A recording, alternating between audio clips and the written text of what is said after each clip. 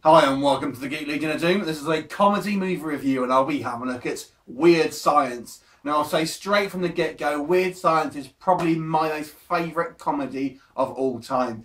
So this is going to be a fairly positive review right going in. So to give you a brief synopsis, and this film is very, very 80s. So if you're a bit young, you may not have seen it, and if you're kind of a fan of 80s culture, I would strongly suggest checking it out because it really is a film of its time. And basically it follows the story of kind of two sort of geeky, nerdy type guys, Gary and Wyatt, kind of getting bullied at school and really very unpopular and that sort of thing. And they decide one day, kind of randomly, just to kind of create a kind of a sort of female profile on a computer. And really they don't expect much to come from it. They just kind of want to sort of like try and ask it sexual questions and things like this, really. But it ends up somehow becoming an actual corporeal female played by Kelly LeBrock, and they call her Lisa. And she somehow has sort of magical powers, and ultimately over the course of a couple of days sort of takes these guys on some sort of crazy adventures, and kind of a lot of wild stuff sort of ends up happening, including a kind of gang of sort of Mad Max rejects ultimately sort of end up invading a party in the kind of climax of the movie. Now this film is a very, very quotable film. Like I said, it probably is my favourite comedy film of all time. And I could actually literally pretty much say this script verbatim. I can actually kind of play it back to you. It's got kind of loads of so many quotable lines and so many sort of great over-the-top performances. Most notably, you've got Bill Paxton playing the big brother Chet, who basically simply bullies and kind of coerces Wyatt, his younger brother, at any opportunity. And he's absolutely hilarious in this movie. You've also got a young Robert Downey Jr. in there, who's kind of one of these popular guys at school who kind of end up sort of, again, bullying the Gary and Wyatt.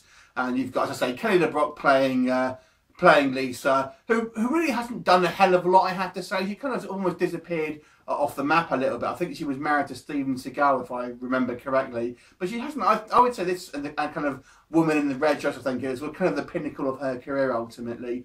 But now, if I had to have a complaint with this movie, there's two things I would say. And I kind of mentioned one already. It's very much a film of its time. The kind of what happens, the kind of technology they use, the fashion, everything is extremely 80s. So if you've kind of been one of these people who you really like sort of more modern films, you're going to maybe be put off by kind of some of the aesthetics because it is so 80s. But if you're kind of that age where you kind of grew up in the 80s and you can look back with this with kind of some reverence and kind of really enjoy it. Or alternatively, if you just kind of like that kind of style of sort of John Hughes sort of films, you know, this is one of the best in my opinion. And the only other thing I would say is, although I really like this film as just a film, I don't actually think it's a particularly amazingly funny movie. In a way, it's more of an kind of an adventure film more than anything else. Don't get me wrong, there are certain funny moments, and as I've mentioned, I think pretty much any sort of thing that involves Bill Paxton is absolutely hilarious. But I've never thought this film was necessarily laugh out loud funny. I think some of the jokes sometimes aren't particularly, don't always hit the mark. Now, that's going to be a matter of taste for a lot of people. But don't get me wrong, I thoroughly enjoy this movie, but I enjoy it for the kind of the ride that it gives you and the kind of just the story and the characters.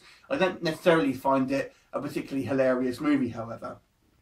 But that's really the only kind of negative thing I'll say. I think the story, although it's absolutely ridiculous when you kind of try and apply any logic to it, they don't care. They just throw it out the window and they just kind of make this kind of really sort of unexpected movie with all this kind of random stuff happens. You've got missiles coming up through a house, as I say, you've got mutant sort of Mad Max rejects turning up. Stuff you just simply, what you just don't see coming if you've not seen it. Now this movie was actually followed up some years later by a TV show that I don't think it was ever shown outside of America, and I believe it's going to get remade at some point as well. But you know, the performances are really funny. I think the guys who play Gary and Wyatt, you know, they do they're great in the role. They kind of really get into it, and it looks like they're having an absolute blast whilst making this film. There's a clip towards the end of the scene where I think Chet ultimately is kind of sort of facing off against sort of Lisa and the kind of and the boys and their sort of 2 new girlfriends, and it just looks like she's barely containing her laughter in kind of real life.